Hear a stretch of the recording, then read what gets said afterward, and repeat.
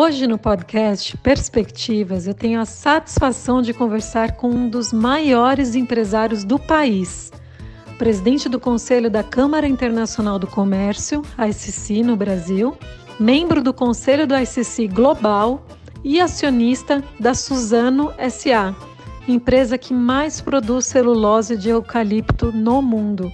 Além de ser membro do conselho de uma empresa com 17 mil funcionários, Daniel é idealizador e líder do ITTI, Intelligent Tech and Trade Initiative, projeto que faz parte da ICC Global.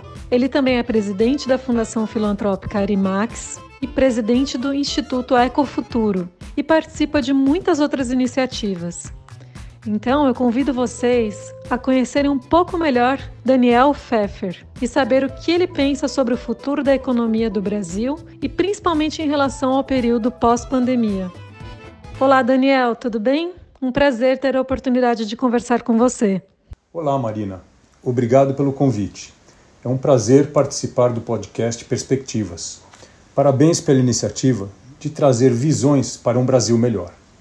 Daniel, um dos primeiros atos do presidente Joe Biden foi renovar a adesão dos Estados Unidos ao Acordo de Paris.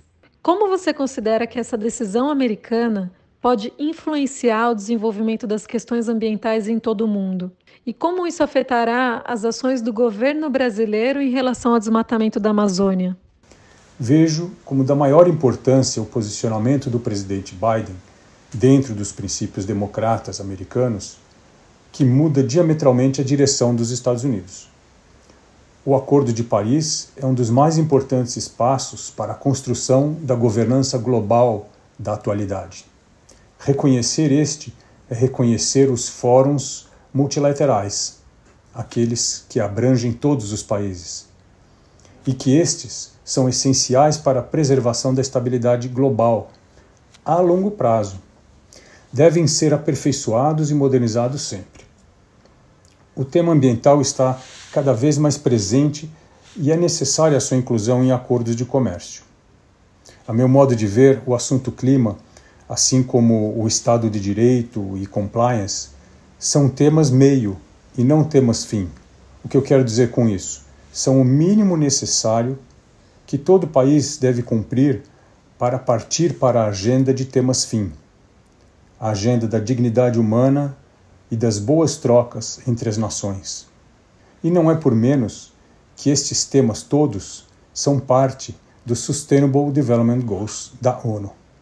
O impacto passa por diversos filtros, como o desmatamento ilegal, as queimadas generalizadas, o interesse comercial e as práticas tanto de países desenvolvidos quanto de países em desenvolvimento. O governo Biden já se posicionou exigindo atitudes convincentes do Brasil antes da cúpula de líderes. E isso pode ser muito bom para nós, para superarmos a crise de imagem do país no exterior.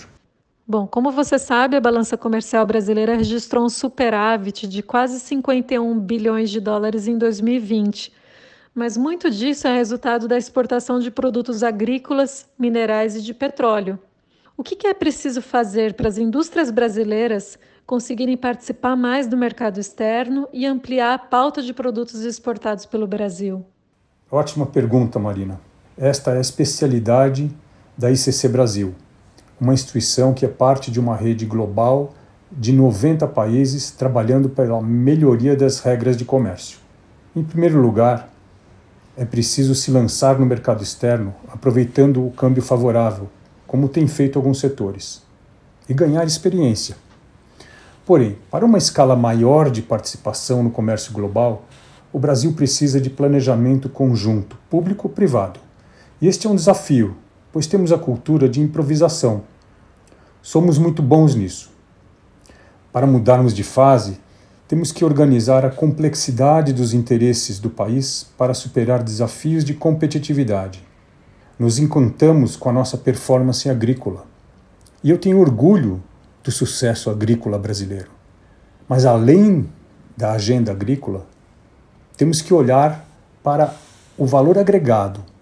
Nós estamos perdendo para a China, Coreia e tantos outros países que se organizam desenvolvem a manufatura e a tecnologia e agregam valor ao produto interno bruto. Precisamos de acordos de comércio ou plurilaterais e, para isso, teremos que eleger prioridades. No programa Roda Viva de algumas semanas atrás, o ex-presidente do Banco Central, Gustavo Franco, usou a seguinte expressão: a abertura é a mãe das reformas. Vale pensar nisso, porque a abertura do comércio desencadeia um círculo virtuoso de melhorias, trazendo mais riqueza para o país. E existem estudos no Brasil e no exterior que demonstram que a abertura comercial é muito mais benéfica do que onerosa ao país, apesar de ser custosa para alguns. Quem se interessa pelo tema, recomendo o livro Trade is not a Four-Letter Word, de Fred Hochberg, ex-diretor-geral do USTR e Exim Bank. Então, agora para a gente falar um pouquinho sobre tecnologia e competitividade de pequenas empresas. Eu sei que você é o grande idealizador e lidera hoje o ITTI, que é o Intelligent Tech and Trade Initiative, que é uma iniciativa da ICC Global e que utiliza tecnologias como inteligência artificial para viabilizar os negócios.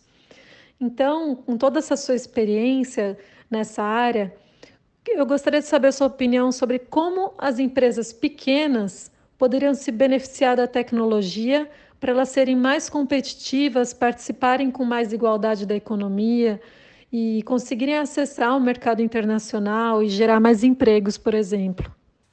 O ITTI é uma iniciativa da ICC Brasil, Intelligent Tech and Trade Initiative, para proporcionar o uso de inteligência artificial em diversas atividades do comércio global, assim como existe para a medicina e a advocacia. Fizemos um protótipo e apresentamos na OMC. Agora vamos turbinar com inteligência artificial uma plataforma do International Trade Center, departamento da ONU com a OMC e UNCTAD, para o comércio de pequenas e médias empresas, em parceria com a ICC Global, em 90 países e milhões de empresas associadas. Daniel, eu já acompanhei entrevistas suas em vários momentos em anos anteriores e eu sempre percebi você muito otimista em relação ao Brasil. Hoje, com a pandemia, a gente está em um momento crítico para vários setores e as previsões são as piores quando se fala, por exemplo, na dívida pública em relação ao PIB. Você continua otimista, mesmo diante do Brasil pós-pandemia? E com toda essa sua experiência de gestão, o que você sugeriria ao governo como primeiras medidas para conter essa crise no curto e médio prazo? O filósofo israelense Yuval Harari diz que se olharmos para o lado, nos desanimamos. Porém, se nos instruirmos sobre o passado e focarmos no futuro, nos motivaremos com o progresso. Isso não impede de agirmos para eliminar a pobreza. Ele também diz que vivemos um momento crítico, agora, no período de pandemia. E temos, assim, a possibilidade de uma escolha: cooperar ou não. Vamos com a primeira. Acredito no Brasil. Construímos uma indústria potente há muitas décadas atrás. Superamos uma inflação meteórica, juros também meteóricos, uma corrupção endêmica, o câmbio distorcido, e levamos a educação para mais de 90% das crianças. Apesar de ainda termos muito a melhorar em cada item. Estes são temas estruturais. Agora, para aperfeiçoarmos, precisaremos de muito planejamento. E eu acredito que conseguiremos. O dilema do Brasil e de muitos países hoje é o risco fiscal agravado com a pandemia. Todo cuidado é pouco nessa hora. A estabilidade política também é muito importante, porque traz equilíbrio para a moeda. Bom, a saída está em um governo ter condições de convidar amplamente o setor privado, instituições influentes, para construir um plano para o país. Algo como um pacto. Por exemplo, o Pacto de Moncloa, que reverteu e beneficiou a Espanha por décadas. Temos que sair da faixa de 25% de comércio exterior sobre o PIB para uma faixa de 40%, e isso a curto prazo. Estes são os padrões dos países membros da OCDE e outros que estão se desenvolvendo bem. Nós conquistamos juros e câmbios competitivos. Agora, podemos dar mais um passo. Então, uma última pergunta, que o nosso tempo está acabando aqui no podcast.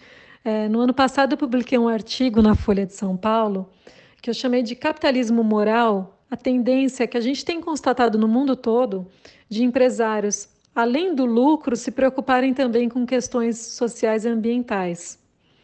Aqui no Brasil, as grandes empresas já têm atuado fortemente com base nos princípios de ESG.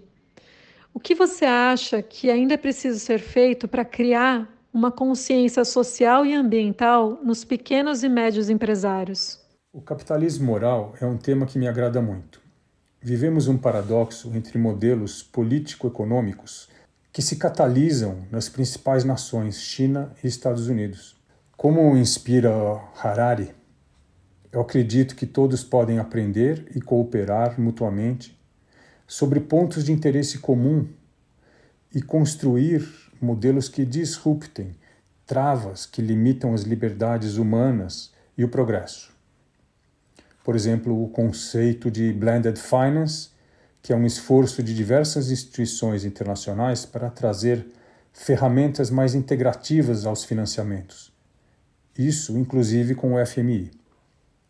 Um livro muito interessante aqui é Reimagine Capitalism, de Rebecca Henderson, que trata da importância dos stakeholders, do impacto socioambiental, do respeito às instituições multilaterais. Bom, pessoal, como vocês puderam perceber, Daniel Pfeffer é um exemplo de líder empresarial. Ele é otimista mesmo diante dos piores cenários e se dedica na busca de soluções para um Brasil cada vez mais competitivo, mais justo, mais igual. Daniel, foi uma honra e um privilégio entrevistá-lo para o podcast Perspectivas. Muito obrigada. Obrigado, Marina. Foi um prazer. Saúde e muita sorte para nós brasileiros. Tchau. Eu sou a Marina Matar e eu te espero de novo aqui no Perspectivas, o podcast para quem já sabe que o futuro do Brasil é agora.